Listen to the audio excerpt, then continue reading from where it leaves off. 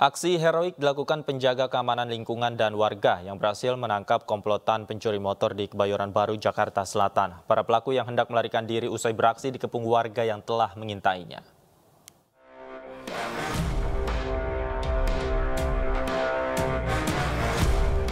Dalam rekaman CCTV terlihat 4 orang komplotan pencuri motor beraksi dengan mengendarai 2 sepeda motor.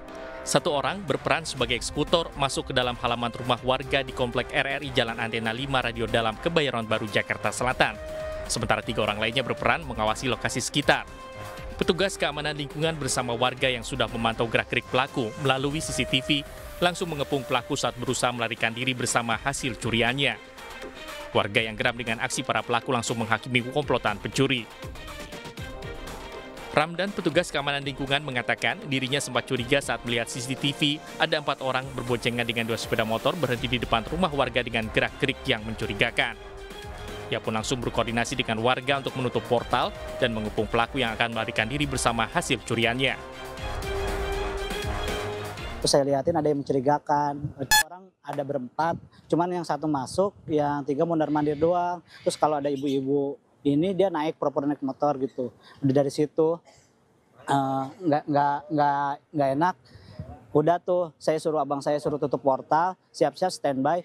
Kalau ada yang lewat suruh jagain dulu di depan, sama tukang bajai juga suruh standby di sono buat jagain. Udah kayak gitu, langsung dia udah ambil barangnya, baru saya ngumpet di belakang mobil, langsung saya hantam. 3 dari 4 pelaku berhasil diamankan warga bersama barang bukti 2 motor pelaku dan 1 motor hasil curian, serta 2 pucuk senjata mainan yang dibawa pelaku. Sementara untuk menghindari amukan massa, para pelaku dibawa petugas Pol PP ke Polsek Metro Kebayoran Baru, Jakarta Selatan. Dari Jakarta, Helmi Sajangbati, iNews melaporkan. Sementara itu, pelaku kasus mutilasi di Kecamatan Turi, Kabupaten Sleman memutilasi korbannya menjadi beberapa bagian. Ironisnya, potongan-potongan tubuh korban dibuang pelaku di beberapa titik.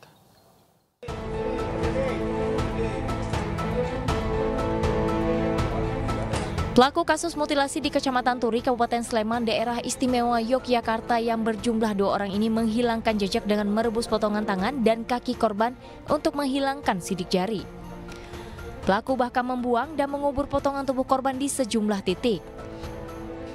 Polisi menemukan kepala korban yang dikubur di dekat Sungai Krasak, Merdekarejo, Tempel, Sleman. Selain itu, potongan tubuh korban ada yang ditemukan di Kali Nyamplung, Cilegongan, Mogorejo, Tempel. Bahkan, pelaku juga sempat mensurvei tempat yang membuang potongan tubuh korban. Setelah mendalami TKP, kami juga menyusuri dugaan di mana masih adanya potongan-potongan tubuh yang disebar oleh pelaku.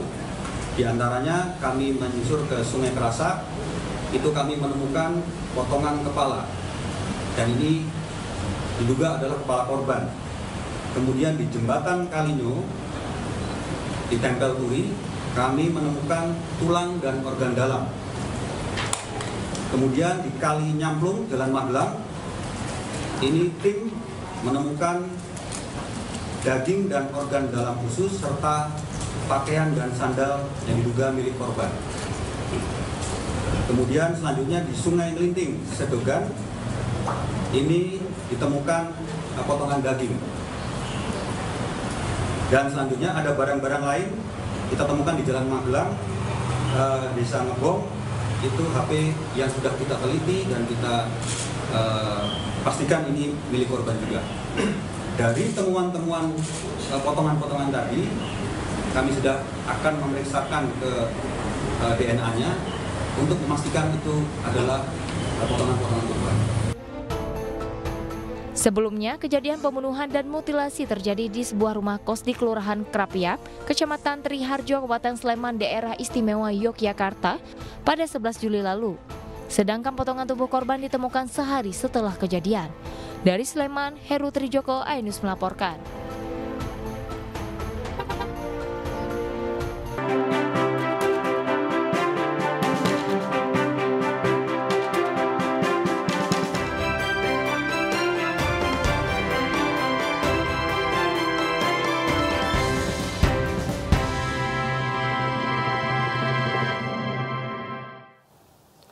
Jenderal Purnawirawan Andika Perkasa disebut berpotensi menjadi calon wakil presiden mendampingi Ganjar Pranowo di Pilpres 2024. Mantan Panglima TNI itu diklaim memiliki pengalaman yang luas saat memimpin TNI.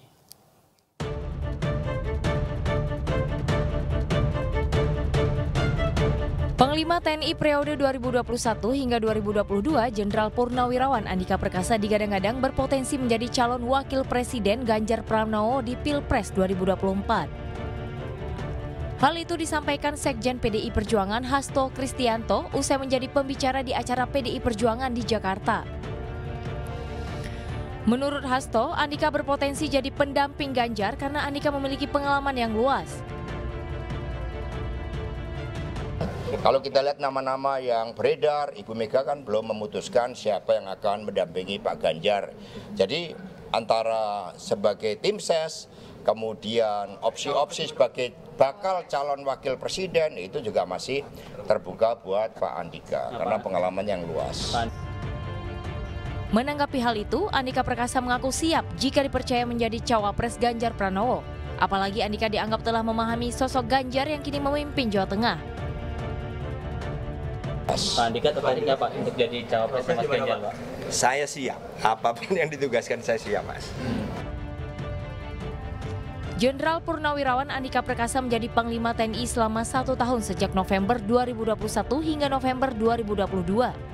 Tak hanya itu, Andika juga mendapat gelar doktor dari George Washington University, Amerika Serikat. Dari Jakarta, Tim Liputan iNews melaporkan.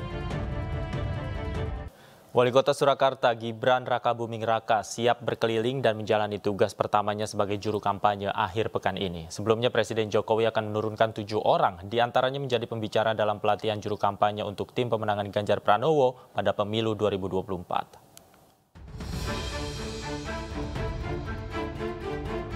Wali Kota Surakarta yang juga putra Presiden Joko Widodo, Gibran Rakabuming Raka, ditunjuk menjadi juru kampanye bakal Capres PDI Perjuangan Ganjar Pranowo pada pemilihan Presiden 2024 yang merupakan keputusan dari DPP PDIP.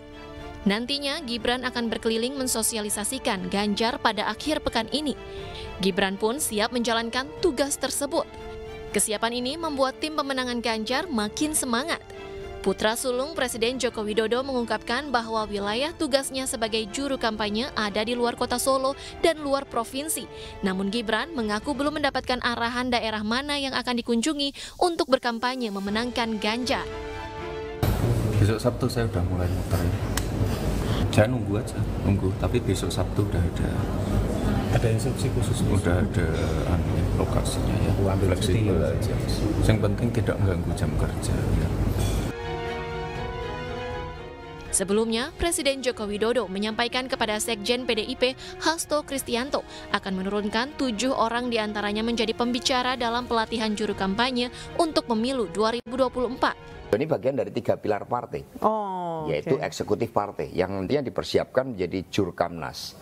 Tapi sosialisasi dengan menghadirkan tokoh-tokoh termasuk target pemilih muda yang jumlahnya mencapai 56%, ini sangat penting memerlukan kehadiran pemimpin-pemimpin muda.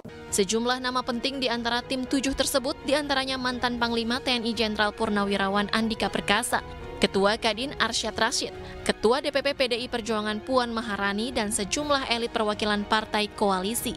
Tim Liputan iNews melaporkan. Pemirsa, pelatihan juru kampanye nasional pemenangan Baca Pres PDI Perjuangan Ganjar Pranowo menghadirkan sejumlah tokoh penting. Salah satunya adalah Ketua Umum DPP Partai Perindo Haritanu Sudibyo.